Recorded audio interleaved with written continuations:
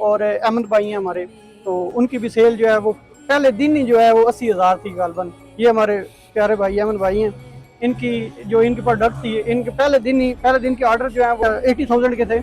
और अल्हम्दुलिल्लाह सबकी इसी तरह जो है सेल स्टार्ट हो चुकी है। अल्हम्दुलिल्लाह काम हमारा स्टार्ट है, और उम्मीद करता हूँ कि आगे भी इंशाल्लाह जो है ना हमारा ये अभी आप अपना काम कर सकते हैं। जी जी बिल्कुल अल्हम्दुलिल्लाह सर, इस काबिल आपने बना दिया है कि हम अपना बिजनेस सेटअप अपना बना सकते हैं, खुद क्रिएट कर सकते हैं, स्टोर बना सकते हैं, आगे उसके अंदर जो है अपना एडवर्टाइजमेंट कर सकते हैं। सबसे बढ़ के ये जो मेटा ऐड आपने सिखाए हैं, तो बहुत कम लोग सिखा रहे हैं, बहुत अच्छी टेक्निक है। और टिकटॉक से जो है ना अच्छा, इस पे रिस्पॉन्स भी अच्छा है। मतलब फेसबुक इनके कहने का मतलब है कि इन्फॉर्मेशन ज्यादा है ना जी लोगों बिल्कुल बिल्कुल, और पेमेंट भी आपकी कम है। मैच्योर आपको जो ऑडियंस मिलती है फेसबुक पे, मीटा पे जो ऑडियंस मिलती है वो मैच्योर ऑडियंस मिलती है।